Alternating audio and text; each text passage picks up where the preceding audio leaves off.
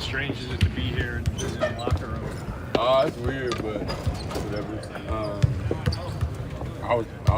Yeah, it's different. That was my first time actually ever going into the visiting locker room. So. Sorry. Were you, when this thing went down, were you surprised or not surprised? No, I really wasn't surprised just because the how everything went the day before with like Kev and Vooch. So I wasn't really that much surprised. And then the other thing too, I mean, you were drafted by this team. You kind of did everything right. Do you feel, is there any kind of like disappointment in, you know, they kind of wanted to date me and never marry me? I mean, is there that kind of feeling where, you know, you had a chance to commit and they didn't? Did it come close this year? Was there any talks that you felt like maybe this is going to happen and I'm going to stay here? Yeah. But you know, things change. You know, the way the season was going, wasn't really stacking enough wins consistently. So, you know, like I always said from the jump, they're gonna do. You know, I support whatever they think is best for the team. I just want, you know, like I said, this organization believed in me. They gave me a chance and opportunity to live on my dream. So, I just want to see, you know, the organization succeed. Coby, when you do walk these halls now, what sort of floods into your mind in terms of memories, images? What sort of comes to mind?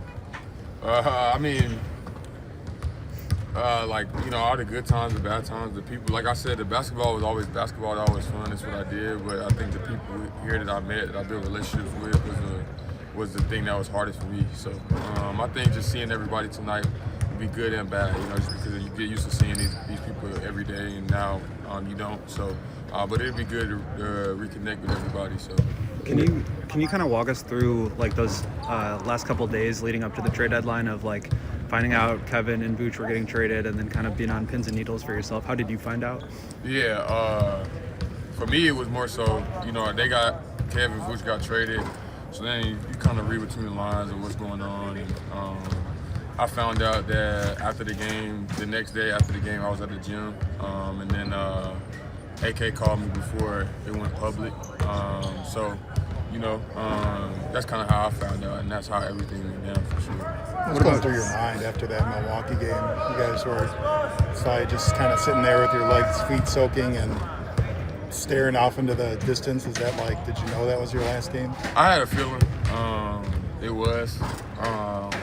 So yeah, I kind of had a feeling. Just like I said, man, you could read between the lines. It ain't hard in this league, in this business, to see what's kind of going on.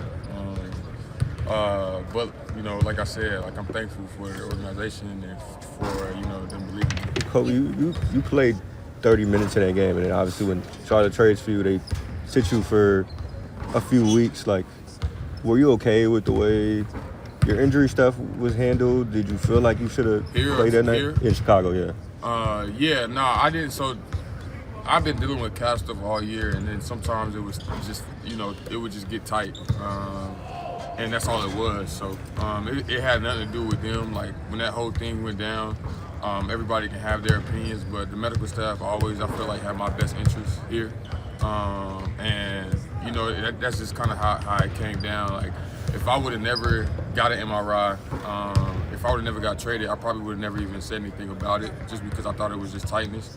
So I didn't know, they didn't know, I didn't know that it was a calf strain. So that's just kind of how it played out. It was nobody's fault. That's just what happened. You know, like I said, it was never hindering me from like playing. So I was still playing a lot of minutes. Like I felt it a little bit, but it never hindered me from playing. Not like I felt it on my right one. Like my right one, I knew I had strained it. So like I said, it was nobody's fault. Like I said, the medical staff always did right by me since I was here. I have a great relationship with those guys. So I just want to clear that up too as well. How does your calf feel, and how excited are you to make your debut tonight? Why are you on the ground? Because it's a rough situation, man. Just trying to make a living, brother. How does your calf feel? You can look at the camera, not me. How does the calf feel, and how excited are you to make your debut tonight? I'm excited to make my debut. I'm excited to get back on the floor. My calf's feeling good, so it's been a good rehab for me. So it's feeling good. So I'm excited to get back on the floor. You had never been through a trade before, so can you just describe the emotions of like getting on the airplane, arriving with the Hornets, and did you reach out to anybody in the league that's maybe a mentor who had been through it, to kind of give you some advice? I wouldn't say I reached out. I mean, you know, I just wanted to. It was odd. Everything happened so fast that I was more so just like, you know, what's next? Obviously, a bunch of emotions. I think the emotions really didn't hit me until I got on the plane and was actually leaving and on the way to meet Charlotte and Houston. Like I said, I still get to play basketball at the end of the day, but it's also just the human part of like the relationship that you build over the course of 6 years here. So that was the hardest part for me, is just the relationship part. And but like I said, man, you know, like when I got to Houston, you know, Charlotte kind of, you know, met me with open arms, and they let me know from the start that they had a lot of value in me, so that was good. And I'm appreciative of just, you know, blessed to be obviously back home, but you know, they made the transition really smooth, and I've enjoyed getting to know the staff, you know, getting to know my teammates. So it's been really smooth for me. How do you want to be remembered as a Bull? Just somebody, you know, obviously my development part of it, that I think I want to just be an inspiration to guys who maybe early on didn't pan out like everybody thought they would, and then you prove a lot of people wrong. And I just want to be, you know, inspiration to guys like that. You know, some guys come in the league and they're good their whole career. You know, I had to kind of develop, and I had to kind of really work, and so many different roles. And you know, I went from averaging like 9 points to 20 points per game. So I just want to be like an inspiration to, you know, the development part of it, the part that where everybody counts you out, that, you know, you still got time to always change the narrative. Coby, One with of the trades that happened here in Chicago was kind of unprecedented. How strange was it just to have not just yourself, but so many of your former teammates kind of scattered the minute that they were? It was different. I kind of went through something similar after my first year, when we made a good amount of trades at the trade deadline in my second year. But that was drastic. This was very drastic. It happened in like 2 days. So, I mean, you know, it's part of the business. You see it. You never want to see guys go, obviously, but you see it every year. You know, teams just going in different directions. So, and that's, like I said, it's nobody's fault. But you know, everything just happened so fast. So. with Kevin and Vooch, they both, when we talked to them, they both were at least appreciative that they got sent to really good situations. It seems like you got sent to a good situation, not only going home, but a team that's kind of up and coming and playing some good basketball. Is there any appreciation of, hey, they could have sent me to Sacramento?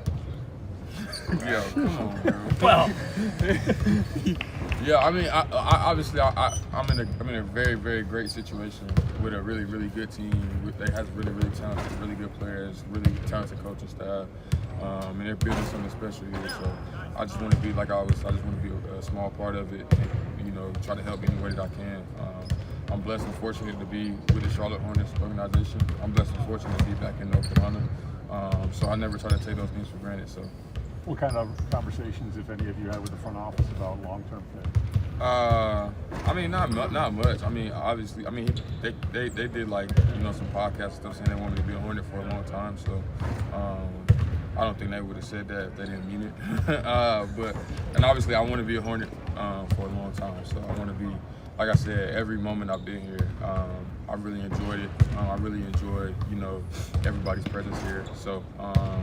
I hope to be here a very long time. Yes. Try to get number 0 from Miles? Or? No, I ain't even asked. What's up with 3?